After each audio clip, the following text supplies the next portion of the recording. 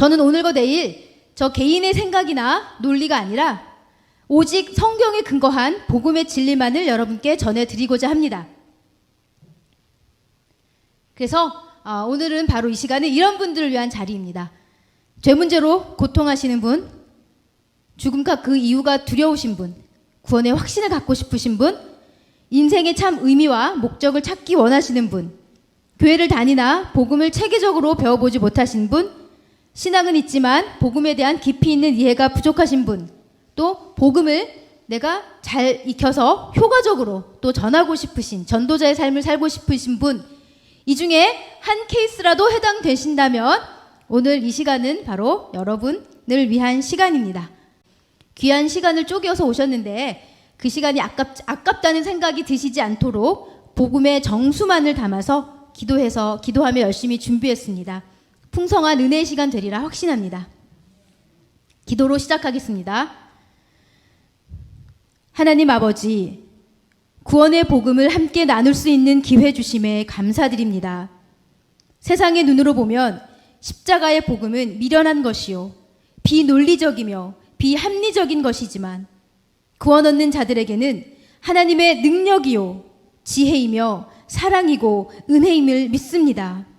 이 시간 성령 하나님께서 여기 모인 한 사람 한 사람의 심령을 밝히 비추사 십자가 복음을 잘 깨닫도록 도와주십시오. 예수님의 이름으로 기도합니다. 아멘. 구원이란 무엇인가? 우리 기독교 신앙에서 가장 흔하게 쓰이는 말 중에 하나가 아마 구원일 거예요. 근데 구원이 뭐야? 성경적으로 말하는 구원이 뭐야? 라고 하면 자신 있게 쫙 나오실 수 있는 그런 논리를 오늘 한번. 자, $100 지폐입니다. 미국에서 가장 액수가 큰 지폐예요. 그러니까 우리나라 돈으로 10만 원이 좀 넘는 액수죠. 우리나라는 5만 원권이 가장 크죠. 그런데 이제 이 미국의 $100짜리 지폐에 있는 저 인물이 벤자민 프랭클린이라는 사람이에요. 벤자민 프랭클린은 미국의 사상가요 정치가로서 굉장히 존경받는 인물이죠. 이 벤자민 프랭클린이 이런 말을 남겼다고 합니다. 이 세상에서 죽음과 세금을 제외하고 확실한 건 없대요. 이렇게 우리가 뭔가 이건 확실할 거야, 이거는 되겠지라고 예상했던 것들 중에 제대로 되는 게 많지가 않습니다. 그런데 가장 확실한 건 죽음과 세금이래요. 살아있는 한 우리는 세금을 내야 되고 또 살아있는 자는 언젠간 죽습니다. 그런데 죽음과 세금 중에서도 저는 죽음이 더 확실하다고 말하고 싶어요. 왜냐하면 세금은 꼼수를 써서 탈세를 할 수도 있지만 죽음은 꼼수가 없습니다. 죽음만큼은 어떤 꼼수도 통하지 않고 그 누구도 반드시 죽어야 합니다. 그런데 놀라운 것은 뭐냐면 오늘날 사람들은 이토록 확실한 죽음을, 더욱이 죽음이 더 무서운 것은 언제 닥쳐올지 모르기 때문에 그래요. 그런데 뭐 젊다고 내가 오래 사는 것도 아니고 뭐 나보다 늦게 태어난 사람이라고 해서 나보다 늦게 가는 게 아닙니다. 그래서 이런 언제 닥쳐올지 가늠조차 하기 힘든 이 죽음에 대해서 사실은 무방비 상태로 살아가고 있는 사람들이 너무나 많다는 사실이에요. 죽을 걸 알고 또 언제 죽을지조차 모르는 상황에서 이게 준비가 안 돼 있으면 어떻게 될까요? 자, 오늘날 사람들의 가장 큰 관심사 중 하나가 노후 준비죠. 그래서 뭐 연금도 들고 뭐 투자도 하고, 그런데 100세 시대로 나아가면서 노후 기간이 길어지니까 사람들이 점점 노후 준비를 열심히 하는 추세로 바뀌고 있습니다. 그런데 중요한 건 수십 년 정도의 그 노후는 굉장히 열심히 준비하고 알아보고 노력하고 하면서 영원한 운명을 가루는 사후 준비는 하지 않아요. 노후는 수십 년이고 사후는 영원인데 어떤 게 더 중요할까요? 사후죠. 네. 영원과 수십 년 비교가 안 되죠. 그런데 많은 이들이 왜 사후 준비를 외면하고 있을까요? 오늘 이 시간에 오신 여러분들은 진정 복 받으신 분들이십니다. 죽음 이후를 어떻게 대비해야 하는지, 그리고 완벽한 사후 준비를 위한 진리의 가르침을 오늘 들으실 수 있을 것입니다. 네, 성경에는 굉장히 위안을 주는 말씀들도 많지만 무시무시한 말씀들도 많이 있습니다. 그래서 오늘날은 사람들이 이제 위안과 평안을 주는 말씀만을 좋아하고 그런 말씀만을 듣기 원하는데 오늘 저는 조금 무시무시한 말씀들을 예, 좀 다루도록 하겠습니다. 히브리서 9장 27절에 보면 죽는 것은 정해진 것이래요. 맞죠?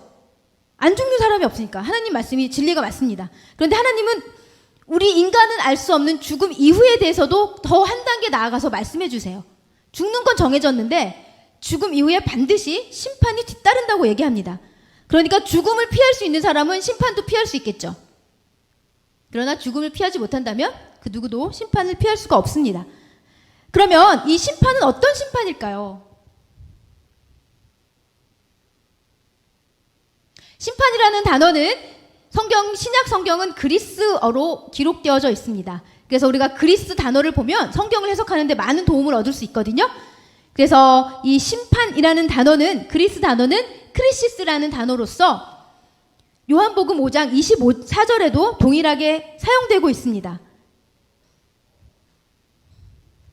이 부분이죠. 심판에 이르지 아니한다. 그러니까 여기 심판은 영생과 대비되는 뜻으로 쓰였습니다. 그러니까 영생을 얻지 아니한 자는 다 심판에 이르는 것이죠. 그러니까 히브리서 9장 27절에서 말하는 그 심판은 바로 영생과 대비되는, 영생과 반대되는 심판으로서 영원한 멸망과 정죄의 심판, 쉽게 말하면 지옥이라는 것을 우리가 알 수가 있습니다. 그런데 죽는 것을 피할 수 없다면 이 심판도 피할 수 없는데, 그러면 이 성경 말씀이 죽음과 심판에서 끝난다면 너무도 슬픈 새드 엔딩이죠. 하지만 하나님은 우리를 사랑하셔서 심판을 피할 수 있는 길을 주셨습니다. 바로 그것이 이 피할 길을 두 글자로 성경에서 구원이라고 가르치고 있습니다. 구원이란 말의 뜻을 잠깐 살펴보겠습니다. 구원은 어려움이나 위험에 빠져서 스스로는 헤어나올 수 없는 사람을 그 어려움과 위험으로부터 구해주는 것이 구원입니다. 그래서 구원은 누구에게 필요할까요? 문제 없는 사람? 문제가 있는 사람에게 필요합니다. 그래서 나는 아무 문제 없는데? 라는 사람은 구원의 필요성을 자각하지 못하고 있는 것이죠. 그러면 성경이 말하는 구원은 누구를 어떤 위험에서 구해준다는 뜻일까요? 네, 성경이 말하는 구원은 죄와 죽음에서 스스로 빠져나올 수 없는 죄인을 구원해낸다는 것을 뜻합니다. 그러니까 죄인이 죄와 죽음의 그 심판에서 스스로는 빠져나올 수 없기 때문에 하나님께서 빼내어주시는 것을 우리가 구원이라고 하죠.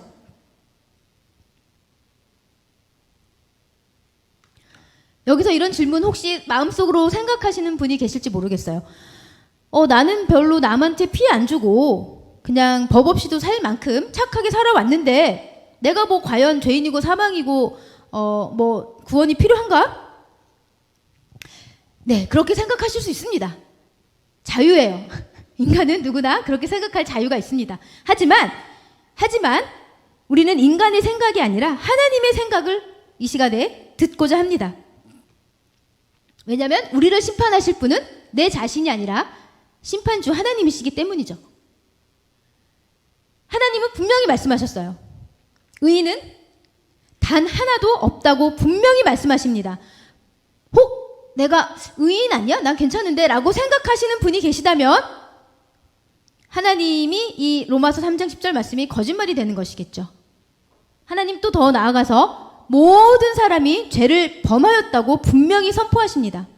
그리고 로마서 5장에서는 죄의 대가로 사망이 모든 사람에게 주어진다고 분명히 말씀하십니다. 하나님의 눈으로 보실 때 이 세상에 의인은 단 한 사람도 없습니다. 여기 모인 우리 한 사람 한 사람은 모두 죄인입니다. 전 어릴 때 교회를 다니는데 전도사님이랑 목사님이 다 모든 사람은 죄인이래요. 그런데 그 말이 그렇게 와닿지가 않았어요. 나는 그렇게 나쁜 사람은 아닌데, 나 완전하진 않지만 나는 그렇게 나쁜 사람이 아닌데 왜 자꾸 성경은 나를 죄인이라고 할까? 그래서 머리로는 뭐 하나님이 나보다 더 똑똑하시니까 하나님이 맞을 텐데 머리로는 이해되면서 가슴으로는 전혀 공감되지 않았어요. 그런데 죄의 의미를 성경적으로 배운 이후에 저는 까무러치게 놀랐습니다. 내가 얼마나 추악한 죄인인지 깨달았기 때문에. 그래서 내가 죄인됨을 깨닫기 위해서는 뭐 세상의 기준으로 뭐 그릇된 행동이나 잘못된 비도덕적인 행위를 하지 않았을 때는 내가 죄인이란 깨달음이 없을 수도 있어요. 그런데 우리가 성경이 말하는 죄를 우리가 배울 때 바로 분명히 나의 죄악이 보입니다. 성경이 말하는 죄는 인간의 기준으로 나쁜 행동이 아니에요. 아까 말했던 그리스 원어, 신약 성경이 지어진 그리스 원어에서 죄는 하마르티아라는 단어에서 나왔어요. 무슨 뜻이 있냐면 관역을 빗나가다는 뜻이 있어요. 그 단어에는. 그러니까 죄는 나쁜 짓이 아니에요.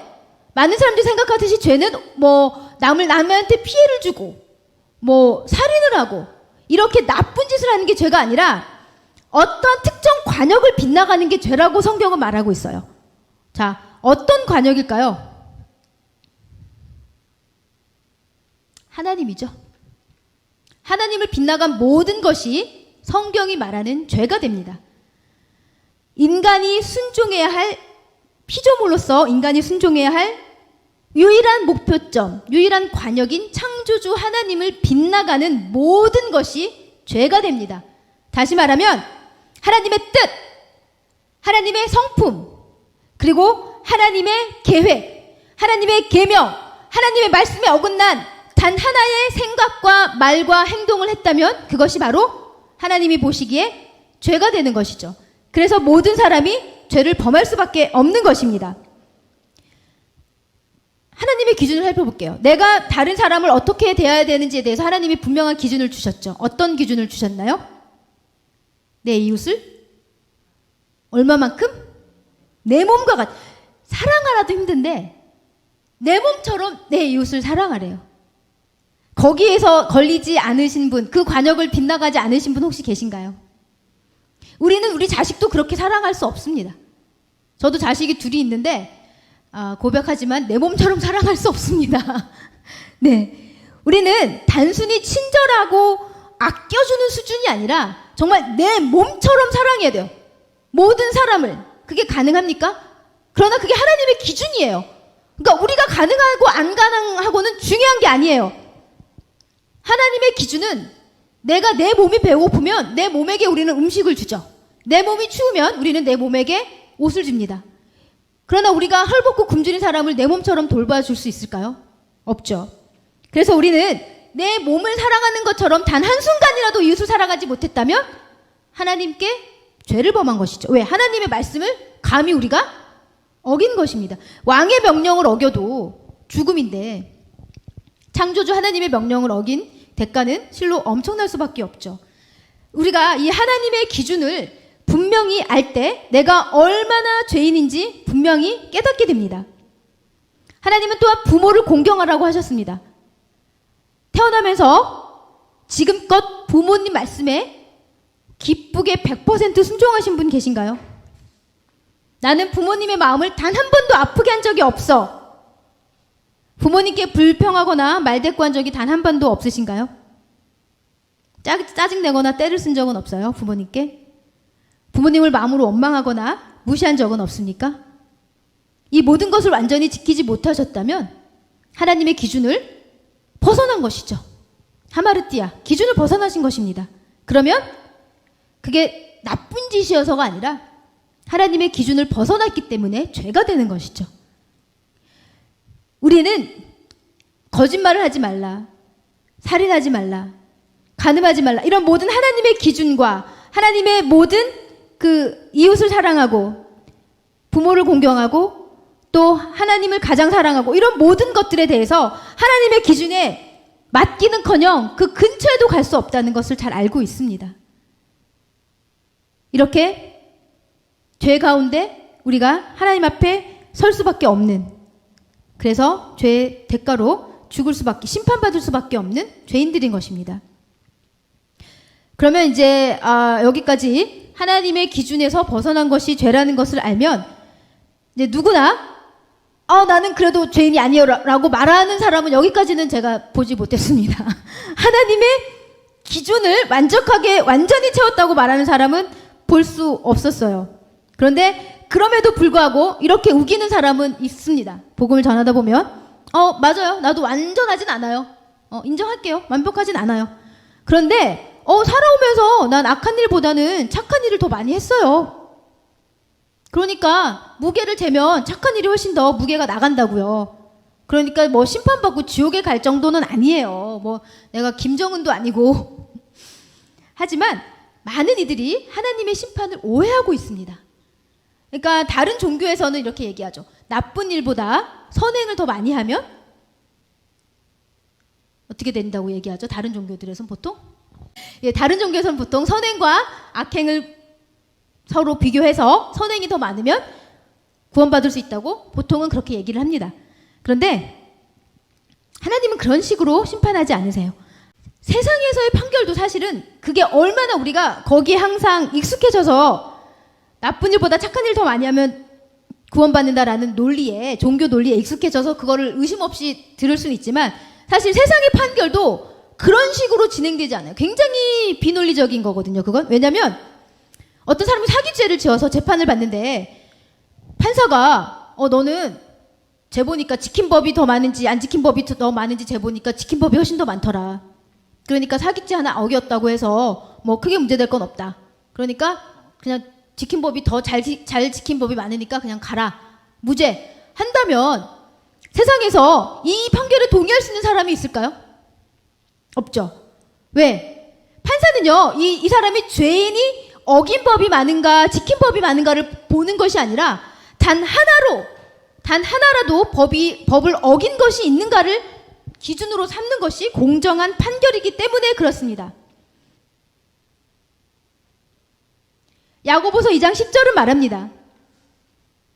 온 율법을 지키다가 하나를 범하면 범법자가 됩니다. 우리도 마찬가지죠. 형법을 다 지켰는데 단 하나의 형법을 범하면, 절도죄를 범하면 범법자가 되죠. 그 형법을 다 범한 범법자가 됩니다. 하나님의 심판에 있어서 하나님의 법을 잘 지키고 못 지키고는 중요하지 않습니다. 중요한 건 뭐냐면 단 하나라도 어긴 것이 있느냐, 단 하나라도 1초 1순간이라도 어긴 것이 있다면 그것은 하나님의 기준에 이르지 못하고 심판에 이를 수밖에 없는 중요한 죄가 되겠습니다. 그래서 이런 컵을 생각해 보세요. 아주 깨끗한 물이 담겨져 있죠? 그런데 저기에 누가 오물을 한 방울 떨어뜨린다고 생각해 보세요. 아주 향기가 구수한 오물을 한 방울 딱 떨어뜨린다면 그 물을 마실 수 있겠어요? 99%는 깨끗한 물이잖아요. 오로지 오물은 한 방울인데 왜 물을 마실 수 없죠? 그 한 방울의 오물이 물 전체를 오염시킨 거죠. 우리가 마실 수 있는 기준을 탈락시킨 거예요. 하나님 앞에서 내가 죄를 단 하나를 지었다고 하더라도 그 단 하나의 죄가 나라는 사람을 타락시키고 하나님의 기준에 이르지 못하게 변질시킵니다. 죄인으로 전락시키고 맙니다. 그래서 하나님 앞에서 우리가 더 이상 나는 그래도 착하게 살아왔다. 나는 그래도 어릴 때부터 믿는 집안에 태어나서 크게 어긋남 없이 예배 잘 드리고 헌금 잘 드리고 봉사하면서 뭐 사회적으로도 아주 잘 살아왔다. 더 이상 이런 것은 중요하지 않습니다. 그렇게 온 것이 못 살았다는 것이 아니라 훌륭하게 사셨죠. 그러나 중요한 것은 그렇게 살아오는 중간에 단 한순간이라도 하나님의 기준에 만족하지 못한 것이 있다면 그것은 바로 죄고 그 죄는 심판받을 수밖에 없다는 사실을 분명히 아셔야겠습니다. 그래서 성경은 선포합니다. 모든 사람이 죄를 범하였고 모든 사람이 하나님의 기준을 완벽하게 채우지 못하였고 그 결과 하나님의 영광에 이르지 못하고 결국엔 심판에 이를 수밖에 없는 죄인의 운명인 것을 성경은 분명히 선포하고 있습니다. 그럼 판사가 어떤 피고인을 향해서 유죄를 확정하면 그 다음엔 어떻게 하죠? 땅땅땅 처벌을 선고하죠. 뭐 3년형, 뭐 벌금형 처벌을 선고합니다. 그럼 하나님도 모든 사람에게 이렇게 유죄를 선고하셨잖아요. 모든 인간들은 죄인이다. 유죄 판결은 이미 났고 그러면 그 형벌은 무엇일까요? 죄에 따른 형벌. 죄의 삭은 사망입니다. 사망.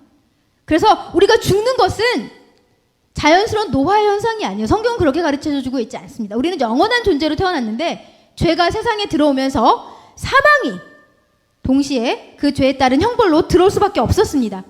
그래서 하나님이 정하신 죄의 형벌은 사망이에요. 사망.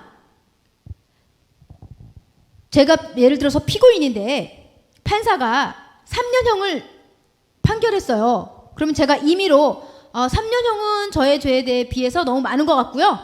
그냥 제가 30시간 봉사할게요. 라고 이 피고인이 마음대로 판결을 바꿀 수 있을까요? 절대 없죠. 마찬가지입니다. 죄인이 아무리 이게 부당하게 느껴지고 나는 그렇게 죄가 심하지 않은데 그냥 살짝 지은 정도인데 너무 부당해. 하나님 저는 그냥 사망하지 말고요. 조금 고생하는 걸로 할게요. 라고 임의로 변경할 수가 없습니다. 이 판결은 하나님이 정해놓으신 것이고 그 누구도 피할 수가 없습니다. 그래서 죄의 대가로 모든 사람은 죽음 후에 하나님 앞에 섰을 때 영원한 심판을 면할 수가 없죠. 그러면 또 이렇게 질문하시는 분이 계세요. 뭐 어차피 다 죽는데 좋아요. 네, 죄의 대가로 죽든 그냥 늙어 죽든 다 죽는 건데 오케이. 네, 그렇습니다. 하나님 말씀하신 죄의 대가의 죽음이 그런 걸까요? 호흡이 멈추고 심장이 정지하는 신체적 죽음을 뜻하는 걸까요? 죄의 형벌로서의 죽음은 그것이 아닙니다. 자, 여기 두 꽃을 보겠습니다. 모두 싱싱하고 아름답습니다. 가을하고 아주 잘 어울리는 꽃들인데요. 이 두 꽃에는 근본적인 차이가 있습니다. 보이시나요? 그 차이가? 색깔 차이 말고요. 한 꽃은 뿌리와 연결되어 있고요. 다른 한 꽃은 뿌리와 단절되어 있죠. 그리고 그것이 바로 이 꽃들을 죽게도 하고 살게도 합니다. 이 왼편에 있는 이 보랏빛 꽃은 너무 아름답죠. 너무 아름답지만 이 꽃의 운명은 우리가 알 수 있죠. 2, 3일 후에는 말라서 죽어 있을 겁니다. 왜 그렇죠? 뿌리가 없어서. 뿌리는 생명의 근원이죠. 우리는 죽음하면 소멸이라고 생각해요. 죽어서 이제 우리가 보통 요즘은 화장을 많이들 하시잖아요. 화장하고 그것을 뼈 가루를 이렇게 뿌리고 바다에 뿌리고 땅에 묻고 하니까 그냥 나라는 존재가 그냥 가루가 돼서 없어져 버리는 것이 죽음 아닌가? 존재의 소멸이 죽음이 아닌가? 성경이 말하는 죽음은 존재의 소멸이 아니라 단절입니다. 생명의 근원이신 하나님으로부터의 단절이 바로 죽음의 대가로서의 형벌입니다. 이러한 상태가 되는 것이죠. 그러니까 뿌리에서 뽑혀 나와도 어때요? 존재가 사라집니까? 존재는 그대로 있어요.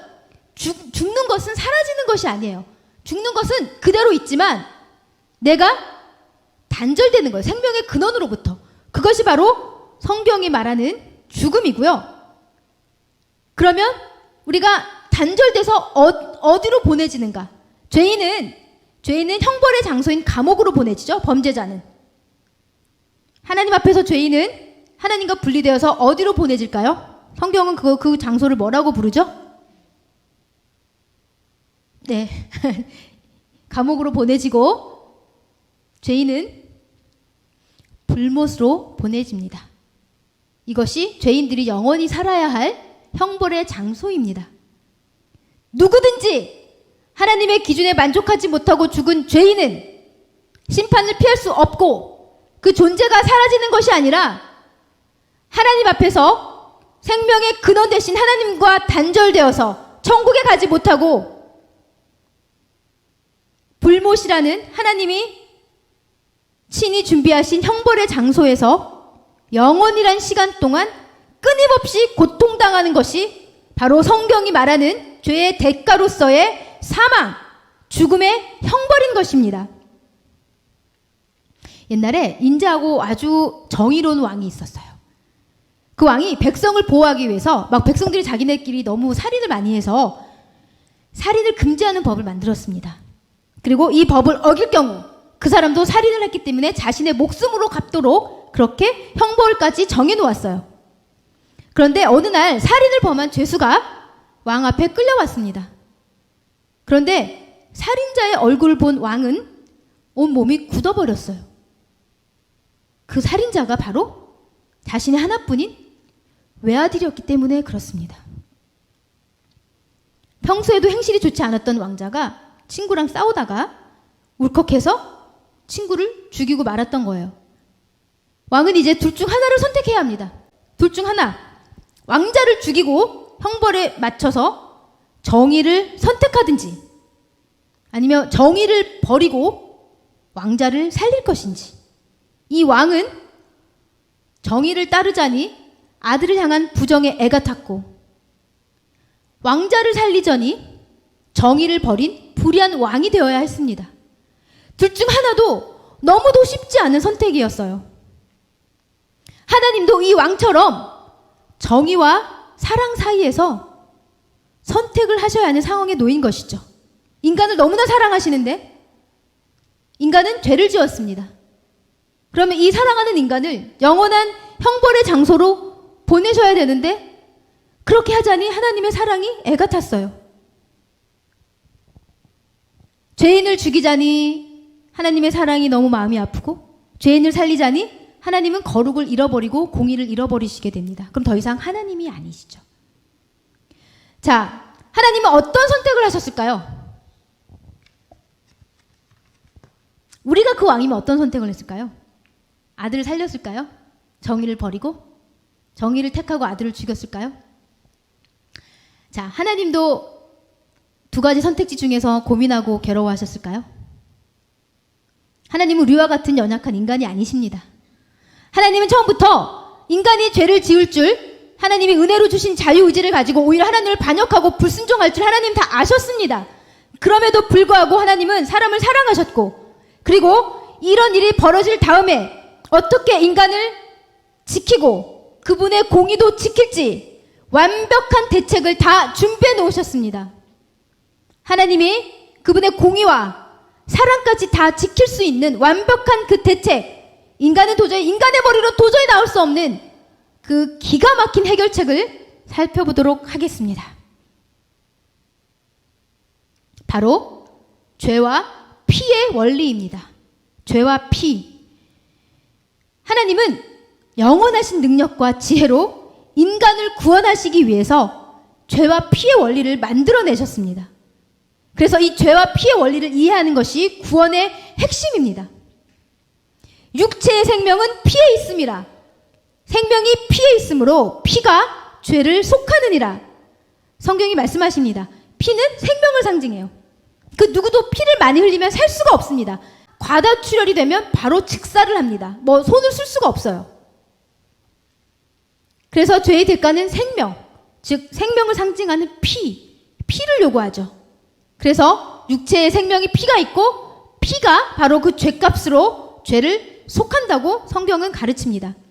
그래서 하나님의 공의로운 법에 의하면 죄인이 마땅히 죽어야죠. 그런데 하나님의 은혜로운 죄와 피의 원리에 의해서 다른 어떤 존재가 그 죄인을 위해서 대신 피 흘려 죽으면 그 죄값이 대속되는 것으로 하나님이 죄와 피의 원리를 만들어내셨습니다. 이 죄와 피의 원리가 바로 구약의 제사에서 아주 잘 드러나고 있습니다. 구약시대 제사가 어떻게 행해지셨는지 아는 분들도 계실 텐데요. 구약은 대속의 상징입니다. 대속은 남의 죄를 대신해서 누군가가 벌을 받는 거예요. 근데 그 벌이 피를 흘리는 생명으로서, 죽음으로써죠. 피를 흘려 죽음으로써 그 죄가 속해지는 것이 대속입니다. 구약시대에 어떤 이제 제도가 있었냐면 백성들이 죄를 짓고 자신들의 형편에 따라서 짐승을 가지고 옵니다. 양이나 소나 염소나 비둘기나 다 가져와요. 다 가져와서 제사장에게로 가져오면 죄인이 자신이 가져온 그 제물, 희생, 속죄 제물 위에 머리를 얹고 안수합니다. 그러면 그 죄인의 죄가 그 짐승에게로 옮겨져요. 그러면 이제 그 짐승이 그 죄인의 죄를 뒤집어 쓰고 그 짐승이 어떻게 될까요? 죄 형벌로 죽죠. 죄의 삭은 사망. 근데 어떻게 죽을까요? 그냥 목 매달아 죽을까요? 아니면 때려 죽을까요? 목을 칼로 그어 피를 흘려 죽습니다. 그래야 피의 대속이 가능하기 때문에 그렇습니다. 그래서 이처럼 피가 아니면 그 어떤 것으로도 죄를 대속할 수가 없습니다. 왜? 죄의 삭은 생명을 요구하고 사망, 생명을 요구하고 그 생명이 피에 있기 때문에 죄와 피, 죄는 피만이 죄를 대속할 수 있습니다. 우리가 흔히 생각하듯이 나는 선행으로 죄를 속죄해야지라는 말 많이 들어보셨죠? 나는 내가 죽을 때 다 전 재산을 기부하고 하면서 내가 내 죄를 다 속하고 갈 거야. 뭐 이런 것도 많이 얘기를. 근데 선행은 피를 흘릴 수가 있나요? 피를 흘릴 수 없는 것은 일단 죄와 피의 원리에서 분명히 불가능합니다. 그래서 우리가 선행은 좋아요. 많이 하세요. 네, 선행을 저는 반대하는 것이 아니라 선행으로서 죄를 속하고자 하는 모든 시도를 멈추라고 말씀드리는 겁니다. 선행은 피를 흘릴 수 없기 때문에 육체의 생명이 요구되는 이 대속에 선행은 그 어떤 자리도 없어요. 선행을 많이 하시되 대속으로서는 사용하지 않기를 바랍니다. 그러면 우리가 이런 질문이 생길 수 있죠. 그럼 오늘날에는 왜 짐승의 제사를 안 드리죠? 대속의 피가 어디 이제 필요 없나요? 바로 그 핵심은 하나님의 어린 양이신 예수님께 있습니다. 세례 요한이 예수님을 이렇게 표현했습니다. 세상 죄를 지고 가는 하나님의 어린 양. 이 뜻은 복음의 핵심을 압축시켜서 보여줍니다. 예수님이 세상 죄를 지고 가는 하나님의 어린 양이란 표현은 복음의 핵심을 세례 요한이 아주 정수만을 담아서 표현하고 있는 것이죠. 어린 양은 이 어린 양이란 표현을 먼저 살펴보면 옛날에 구약 시대에 백성들이 제사장에게 가져왔던 속죄 제물을 의미합니다. 그러니까 예수님이 속죄 제물이란 뜻이죠. 그리고 하나님의 어린 양이란 뜻은 원래는 죄인들이 제물을 직접 준비했거든요. 내가 죄를 지었으면 내가 양을 끌고 오고 내가 소를 끌고 와야 돼요. 그런데 이 속죄 제물은 누가 준비하셨다는 거예요? 죄인들이 준비할 필요가 없었다는 거예요. 왜? 하나님이 친히 준비하신 속죄 제물이에요. 그리고 이 속죄 제물이 감당하는 죄는 그냥 한 개인의 죄가 아니라 온 세상의 모든 죄를 감당하는, 그러니까 온 세상의 모든 죄를 대속하는 하나님이 친히 준비하신 완전한 속죄 제물이 바로 예수 그리스도라는 사실이죠. 그래서 예수님이 세상 죄를 지고 간다는 의미는 특정 사람이 아닌 무슨 유대인 아니면 뭐 기독교 집안에서 태어난 사람 뭐 이런 일부의 사람이 아닌 온 세상에 속한 첫사람 아담부터 인류 마지막 사람의 모든 죄까지 다 뒤집어 쓰시고 죄값을 지불하신 하나님의 속죄 제물이라는 뜻입니다. 구약시대로 다시 돌아가 볼게요. 죄인이 속죄 제물인 어린 양을 가지고 제사장에게 가면 하나님이 만들어주신 죄와 피의 원리로 그 죄가 어린 양에게 옮겨지고 그 양이 죄양이 되죠. 죄양. 죄양은 죄값으로 죽습니다. 그러면 예수님이 저와 여러분의 모든 죄를 다 지셨어요. 졌다는 거는 대신 뒤집어 썼다는 얘기예요. 우리의 죄를, 세상 죄를 뒤집어 썼다는 얘기예요. 우리의 죄를 다 뒤집어 쓴 겁니다. 우리가 남의 죄를 뒤집어 쓰면 얼마나 억울해요. 그런 일이 있지만 예수님은 온 세상의 죄를 다 뒤집어 쓰고 죄인들을 위해서 피 흘려 죽으셔서 속죄 제물, 하나님이 친히 준비하신 속죄 제물로서 모든 죄인의 죄값을 대신 지불하시고 돌아가신 구원자이십니다. 그것이 바로 하나님의 어린 양이라는 표현이에요. 제가 회계장부를 자료를 만들어 왔는데 대속의 원리를 쉽게 설명해 드릴게요. 자, 여기 보면 자, 똥땡땡땡 자신의 이름을 생각하시면 돼요. 마음속으로 땡땡땡. 저는 성혜정이겠죠? 여기 이 죄의 목록들이 다 많이 있습니다. 살면서 평생 누구나 수천 번, 수만 번쯤은 누구나 짓는 죄들이죠. 여기 목록이 끝이 없죠. 그래서 죄의 삭은 사망입니다. 죽어야 되는 거예요. 영원히 하나님과 분리 단절되어서 불못에서 고통당할 수밖에 없는 죄의 삭으로 사망으로 죽어야 되는데, 여기 예수님의 회개 장부는 또 너무 깨끗해요. 죄가 없습니다. 단 하나도 없어요. 단 하나도 없어요. 그리고 죄가 없으니까 지불할 죄값은 당연히 없습니다. 그런데 이상한 일이 벌어졌어요. 죄값이 없은 예수님이 십자가에서 죽으셨죠. 왜? 나의 죄를 가져가셨습니다. 어린 양이 제사에서, 구약의 제사에서 어린 양이 그 사람의 죄를 뒤집어 쓴 것처럼 예수님이 나의 이 모든 죄를 다 뒤집어 쓰셨어요. 다 가져가셨어요. 단 하나도 남아있지 않습니다. 믿으셔야 돼요. 단 하나도 남아있지 않아요. 양털처럼 깨끗합니다. 이제 우리의 장부는 흰 눈보다 깨끗하고 그 어떤 것보다 새하얗게 깨끗하게 되었습니다. 그리고 죄값은 더 이상 없죠. 왜? 일로 다 옮겨졌으니까.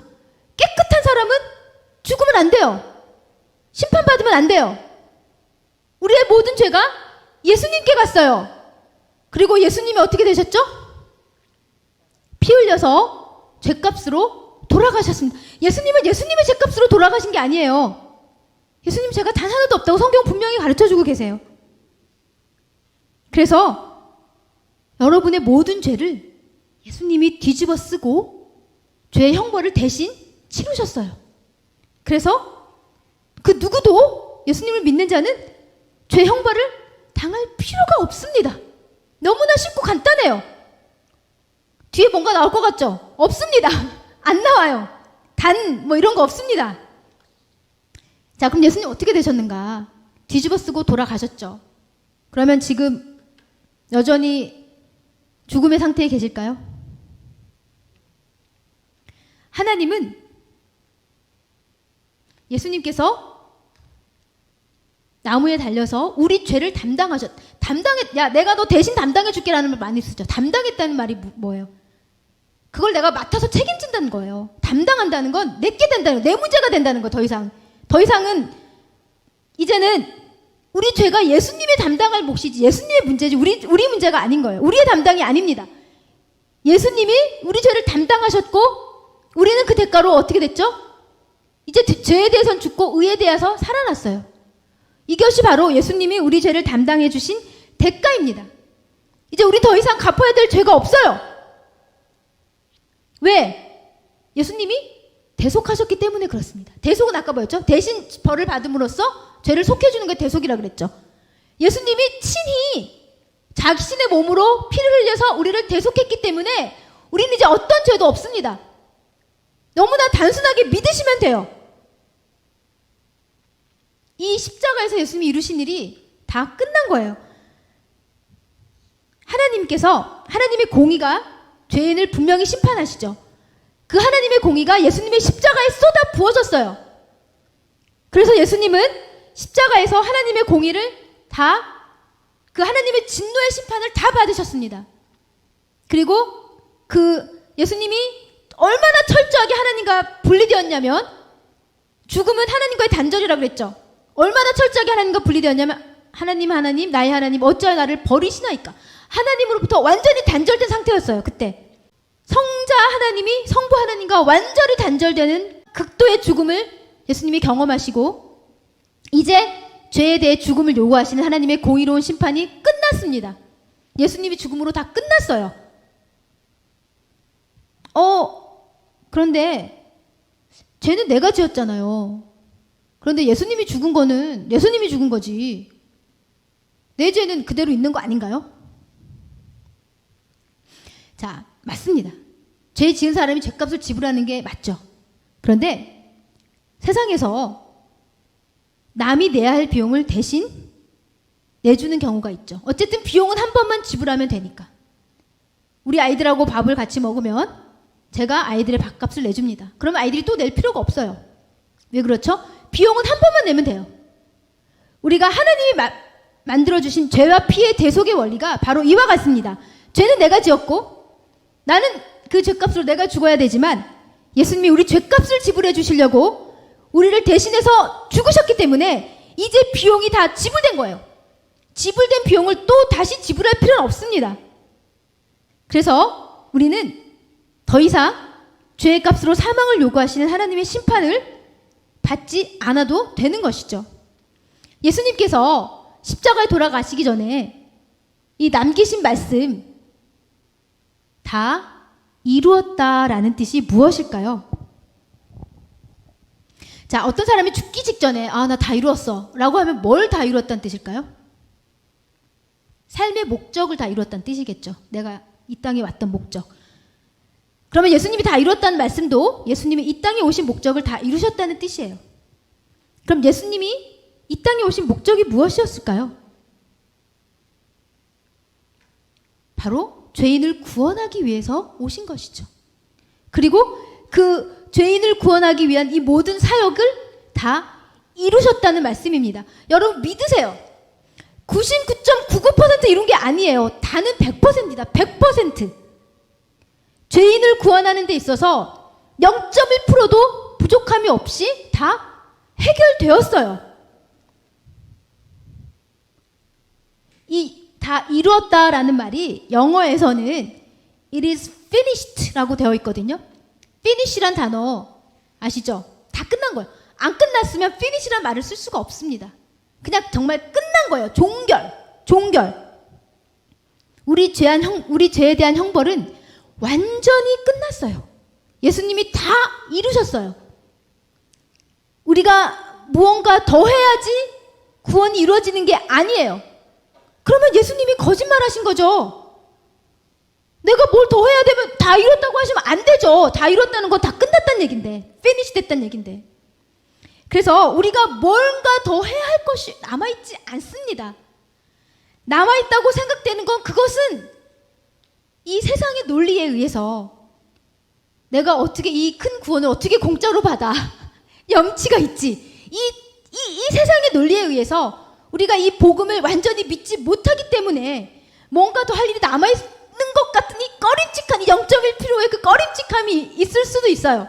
그러나 그걸 믿음으로 떨쳐내시고 다 이루었다는 예수님의 말씀을 있는 그대로 문자 그대로 믿으시기를 축복합니다. 제가 어릴 때 먼 길을 갔는데요. 이제 너무 어린애가 지겨우니까 엄마 얼마큼 남았어요? 엄마가 다 왔어. 저는 정말 다 온 줄 알았어요. 내리면 되는 줄 알았어요. 근데 한참을 더 가더라고요. 거기서. 자, 어린 마음에 다 안 왔는데 왜 다 왔다 그랬지? 제가 이런 생각을 했던 기억이 나는데 인간은 거의 다 됐을 때 이제 다 됐어. 다 왔어. 다 마쳤어. 근데 이제 그 말은 거의 다 됐다. 거의 끝났다. 하나님이 예수님이 다 이루었다는 것도 거의 다 이루었다는 뜻으로 해석하시면 안 돼요. 인간이 아니십니다.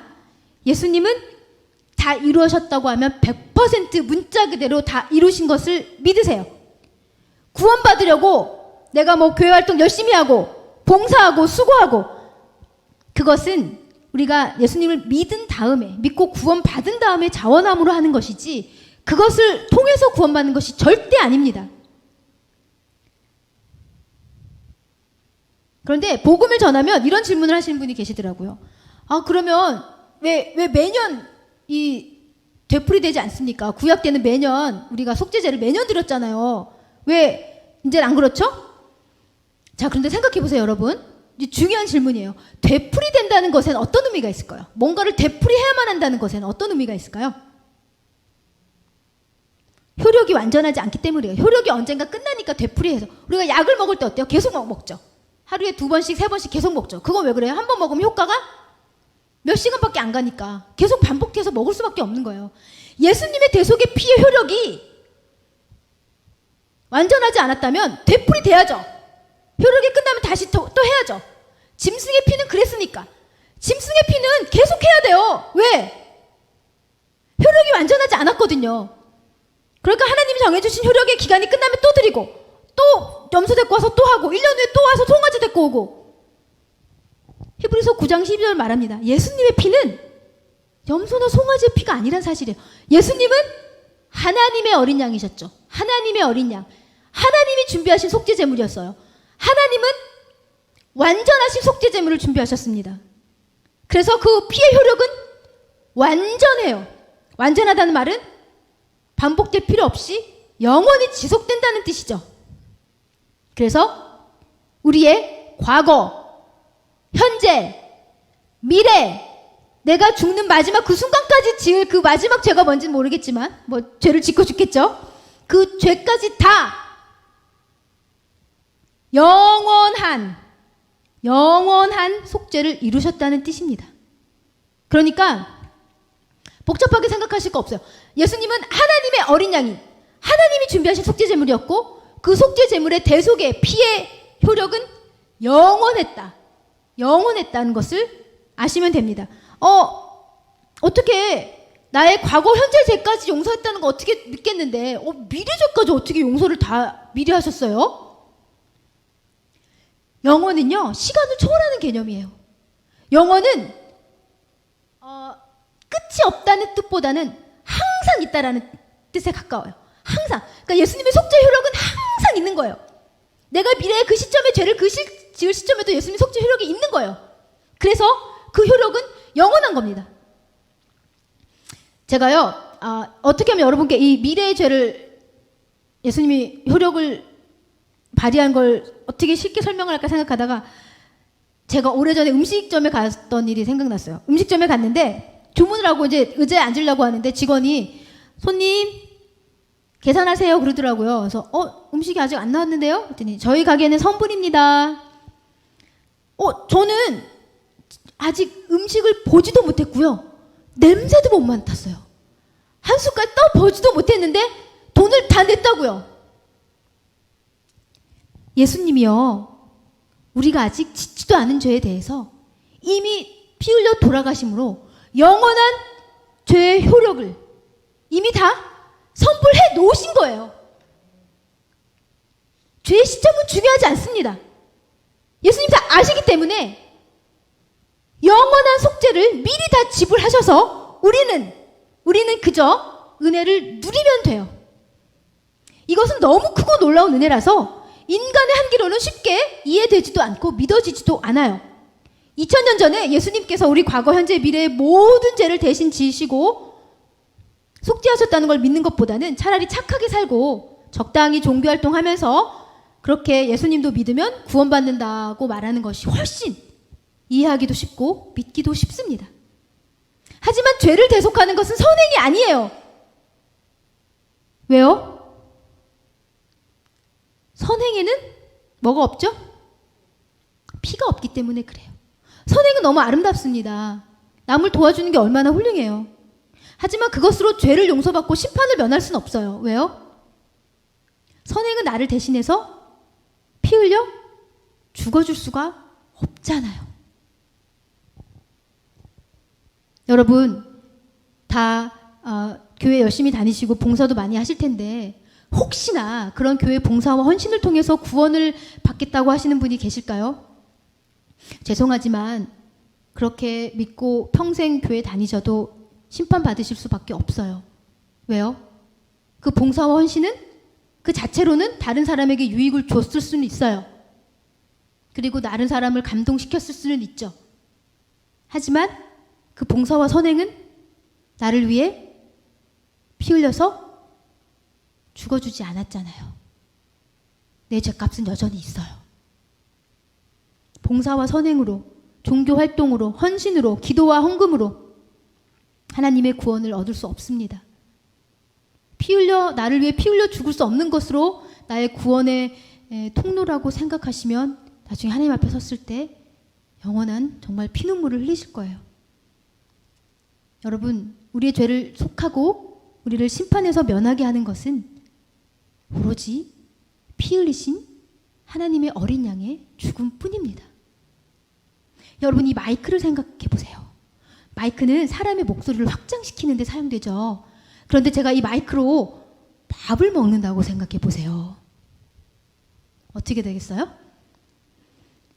아유, 뭐야, 이 마이크는 밥도 안 떠지네. 나쁜 마이크네. 아니죠. 마이크는 나쁜 마이크가 아니에요. 밥을 못 떠먹는다고 해서 나쁜 마이크가 아니에요. 왜요? 마이크는 밥 떠먹는 용도가 아니거든요. 우리는 물건을 용도에 맞게 사용하면서 선행이나 헌신은 용도에 맞게 사용할 줄 몰라요. 선행이나 헌신을 통해서 하나님의 마음을 얻으려고 하고, 선행이나 헌신을 통해서 죄를 용서받고 천국에 가려고 해요. 오해하지 마세요. 선행이나 헌신이 나쁘다고 말하는 게 아니에요. 기회 닿는 대로 그런 일들을 많이 하시는 것이 좋습니다. 그러나 그것을 통해서 죄를 용서받고 구원을 얻으려고 하지는 마세요. 불가능한 일이니까요. 하나님께서 만드신 죄와 피의 원리는 오로지 피 흘린 죽음만이 죄를 대속해 줄 수 있고, 그리고 죄를 대속받은 자만이 심판을 면하고 죽음을 면할 수가 있습니다. 왜냐면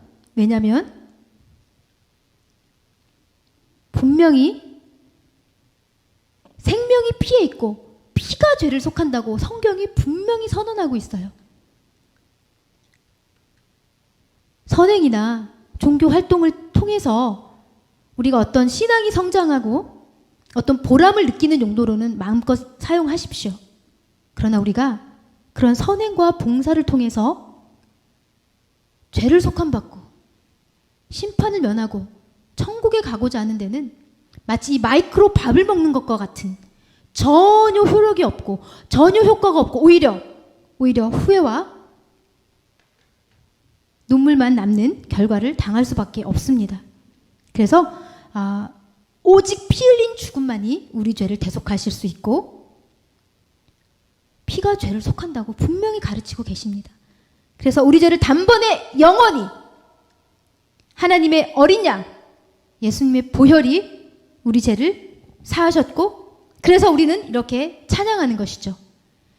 나의 죄를 씻기는 예수의 피밖에 없네. 더 하면 좀 다들 좀 싫어하실 것 같아서 여기서 멈추겠습니다. 제가 음치입니다. 네. 그렇다면 하나님은 왜 죄인들을 구원하시기 위해서 대속의 죄와 피라는 대속의 원리를 직접 만드신 것도 모자라서 자신의 유일한 아들을 속죄제물로 직접 피 흘려서 죽게 하셨을까요? 자, 여러분 혹시 여러분이 생각할 수 있는 가장 끔찍한 범죄자를 한번 상상해 보세요. 뭐 연쇄살인범일 수도 있고 뭐 납치범일 수도 있고 한번 생각해 보셨죠? 그 사람의 죄를 대신 지을 수 있나요? 생각만 해도 끔찍하죠? 그 사람하고 마주 있는 것도 끔찍한데 그 사람의 죄를 내가 대신 담당할 수 있어요? 그런데 그 죄를 내 자녀가 지었다고 생각해 보세요. 내 자녀가. 그러면 내 자녀를 살릴 수만 있다면 10번 죽을 수 있죠. 부모님들은. 우리 아빠는 고개를 안 끄덕이시네요. 네, 그렇습니다. 내가 죽어서 자녀를 살릴 수 있다면 부모는 10번이라도 죽습니다. 하나님이 왜 아들을 죽이셨냐고요? 왜일까요? 우리를 너무나 사랑하신 것밖에는 없어요. 부모가 자녀를 사랑하는 그 이상으로 우리를 사랑하셨기 때문에 하나님 우리가 죄로 인해서 영원히 고통받고 영원히 하나님과 분리돼서 불못에서 존재하는 것을 원치 않으셨어요. 그래서 죄인인 우리를 구원할 수만 있다면 하나님은 독생자도 아낌없이 십자가 형벌에 내어주는 것을 망설이지 않으셨습니다. 그리고 예수님은 하늘의 존귀한 보좌를 버리시고 사람의 모습으로 이 땅에 오셔서 우리의 끔찍하고 더러운 죄를 다 지시고 세상의 모든 죄를 담당하시고 속죄 제물로 돌아가셨어요.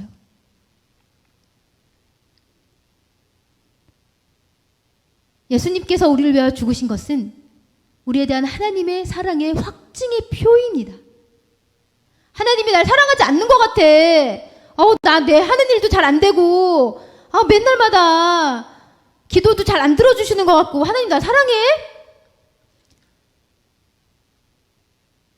그리스도께서 하나님의 어린 양으로 우리를 위해 대신 죽으신 것만큼 하나님의 사랑을 더 보여주실 수 있는 방법이 있을까요?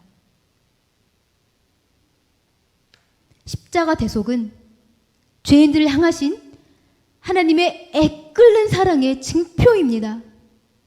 사랑이 아니고서는 창조주 하나님이 피조물인 죄인들을 위해 대신 죽으신 것을 설명할 수가 없어요.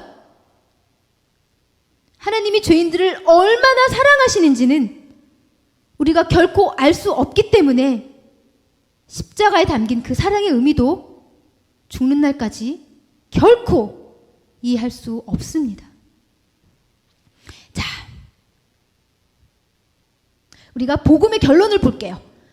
복음의 결론은 천국 간다가 아니에요. 많은 분들이 복음의 결론을 나 이제 천국, 죽어서 천국. 복음의 결론은 그리스도의 부활입니다. 그리고 우리의 부활이죠. 복음하면 우리는 십자가 사건을 떠올려요. 맞아요. 십자가가 복음의 핵심이죠. 하지만 복음의 결론은 부활이에요. 부활이 없으면 우리의 믿음도 헛되고 우리가 여전히 죄 가운데 있을 것이기 때문에 그렇습니다. 부활은 이만큼 중요해요. 자, 그럼 왜 예수님의 부활이 없었으면 우리가 믿는 것도 헛되고 아직 죄 가운데 있을까요? 예수님 십자가에서 죄값을 다 지불하셨는데 왜 부활이 없으면 우리가 아직 죄 가운데 있게 되죠? 이거 무슨 의미일까요? 성경은 예수님이 부활하신 것이 하나님이 다시 살리신 거라고 분명히 얘기를 해요. 그러니까 예수님이 그냥 우연히 뭐 본인이 이렇게 일어나신 게 아니라 하나님이 살리셨어요. 하나님이 살리셨다는 사실이 굉장히 중요합니다. 자, 하나님이 심판 주시죠. 죄를 심판하신 하나님이 심판 주신데 예수님이 죄값으로 죽으셨죠. 그런데 하나님께서 예수님을 다시 살리셨어요. 왜냐? 예수님의 죽음이 온 세상 모든 죄인들의 죄값을 지불하기에 충분했다는 확증이 바로 하나님이 예수님을 다시 살리신 부활의 사건입니다. 자, 예를 들어 볼게요. 감옥에 간 죄인은 죄값을 치르기 전에 결코 감옥에서 나올 수 없죠. 그런데 죄값을 다 치르면 감옥에 있을 수도 없습니다. 그러니까 그 형벌의 장소에 있는 것은 죄값을 다 치렀냐 안 치렀냐가 핵심이에요.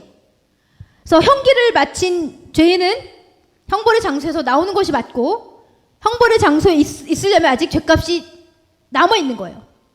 자, 예수님이 형벌의 장소인 죽음에서 나오셨다는 것은 무엇을 의미할까요? 온 세상의 죄를 지고 무덤에 매장되신 그 예수님의 피 흘린 대속의 죽음이 온 인류의 죄값을 치르기에 부족했다면 하나님께서 형벌의 장소인 그 죽음에서 예수님을 다시 살리셨을까요? 살리실 수가 없죠. 하나님 공이니까. 죄값이 부족했다면 여전히 형벌의 장소에 갇혀 있으셔야겠죠.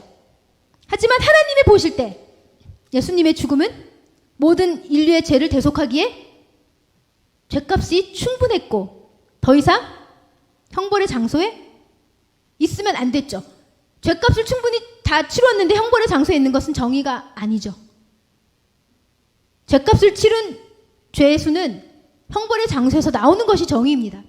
예수님의 죄값이 모든 인류의 죄값을, 예수님의 대속 죽음이 모든 인류의 죄값을 다 지불하셨기 때문에 하나님은 예수님을 다시 살리실 수밖에 없었어요. 왜? 형벌의 장소에 있는 것은 정의가 아니니까. 공의로운 하나님이 예수님을 살리신 것은 바로 그 이유입니다. 그래서 우리는 예수님의 십자가 대속 사역이 정말 온전히 이루어진 게 맞아? 뭐 좀 내가 더 해야 되는 거 아니야? 내가 좀 더 행실로 뭘 더 보태야 되는 거 아니야? 라는 의심을 가지실 필요가 없어요. 예수님의 빈 무덤이 바로 그 증거예요. 하나님이 모든 예수님의 죄값이 충분했고 이제 하나님의 공의가 다 해결됐고 이제 모든 죄인의 죄값이 예수님의 죽음 하나만으로 완전히 영원히 효력이 충분했기 때문에 하나님은 예수님을 당연히 다시 살리셨고 그 형벌의 장소에서 예수님이 당당하게 부활하셨습니다. 그래서 이 예수님의 부활 사건은 너무나도 중요한 거예요. 예수님이 부활하지 못했다는 건 반대로 말하면 뭐예요? 예수님의 대속 죽음이 우리 죄를 지불하기에 충분하지 못했고 그래서 우리도 여전히 예수님을 믿지만 헛된 믿음이고 여전히 우리 죄값은 지불이 안 된 상태에서 죄 가운데 있고 심판이 있는 것이죠. 그래서 예수님의 부활이 이렇게 중요합니다. 예수님의 부활이 있기 때문에 우리가 하나님이 우리의 죄값을 모두 받으신 것을 확신할 수 있고 우리의 구원을 확신할 수가 있어요.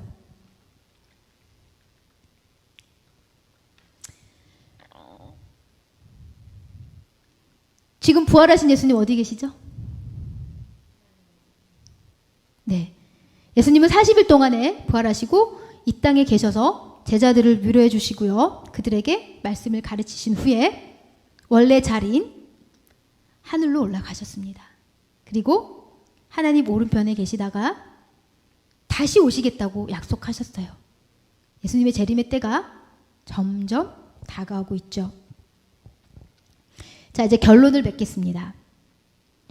죄와 벌이 죄에 대해서 정당한 대가를 요구하는 하나님의 공의예요. 죄와 벌은 공의입니다. 하나님의 공의. 죄인에게 사망을 선고하시는. 그런데 죄와 피는 하나님의 공의와 사랑을 동시에 충족시키는 구원의 원리, 대속의 원리가 됩니다. 그 누구도 하나님이 정하신 죄와 벌을 피해갈 수 없지만 단 하나의 피할 길, 바로 이 죄와 피, 이 대속의 원리, 피가 죄를 속하느니라. 이 대속의 원리에서 이 죄인을 위해 대신 죽으신 그리스도의 보혈을 믿는 모든 죄인들의 죄는 다 대속하시고 하나님께서 우리 인간들에게 용서받을 수 있는 구원의 길을 활짝 열어주셨습니다. 전 예수님을 모르던 시절에 저의 영혼을 죄의 짐으로 항상 짓눌렸어요. 불안했고 두려웠습니다. 내가 이 죄값을 어떻게 감당할 수 있을지 두려웠어요. 하지만 나의 모든 죄, 과거와 현재와 미래의 모든 죄를 단 하나도 남김없이 대속해 주신 그리스도의 보혈, 이 죄와 피의 원리를 깨달았을 때 그토록 저를 누르던 죄의 무게가 순식간에 벗겨지고 자유함을 만끽했습니다. 전 더 이상 저 여전히 죄를 지을까요, 안 지을까요? 엄청 우리 애들한테 물어보면 난리가 날 겁니다. 저는 여전히 죄를 짓고 여전히 그 죄의 값을 감당할 수 없지만 이제 저는 저의 죄를 생각할 때 더 이상 죄의 형벌인 죽음을 생각하지 않습니다. 왜일까요? 저는 저의 죄를 대속하신 그리스도의 보혈을 생각합니다. 죄가 있는 곳엔 어디나 그리스도의 대속의 보혈이 흘러 넘칩니다. 죄와 피의 원리는 복음의 핵심이고 하나님의 공의이며 하나님의 사랑입니다. 우리의 모든 죄값을 완전히 청산하시고 구원을 주시기 위한 하나님의 죄와 피의 그 원리고 그리고 그 하나님의 은혜로 예수 그리스도께서 이 땅에 오셔서 친히 속죄의 제물이 되어서 우리 대신 피를 흘려 우리를 모든 죄와 죽음에서 자유케 하셨습니다. 우리의 모든 죄를 대속하신 예수님의 보혈을 영원히 찬송합니다. 우리의 모든 죄값을 완전히 청산하시고 구원을 주신 예수 그리스도의 보혈을 영원히 찬양합니다. 하나님의 어린 양이 되시고 단번에 우리를 영원히 죄와 죽음에서 풀어 자유케 하신 예수 그리스도의 보혈을 세세 영원토록 찬양합니다. 기도하고 마치겠습니다. 사랑하는 하나님 아버지, 이 시간 죄와 피의 원리에 담긴 하나님의 놀라운 사랑과 지혜, 은혜와 능력을 깨닫게 해주셔서 감사합니다. 저희들은 모두 죄로 인해 형벌받고 영원히 죽을 수밖에 없던 비참한 죄인이었습니다. 그러나 하나님의 어린 양 되신 예수님이 저희를 위해 대신 죽어주시고 죄값을 다 지불해 주셔서 감사합니다. 앞으로 저희의 죄가 아닌 오직 그리스도의 보혈의 대속의 은혜에 집중함으로써 죄와 죽음에서 참 자유를 누리도록 도와주십시오. 예수님의 이름으로 기도합니다. 아멘. 수고하셨습니다. 쉬시고 잠시 후에 뵙겠습니다.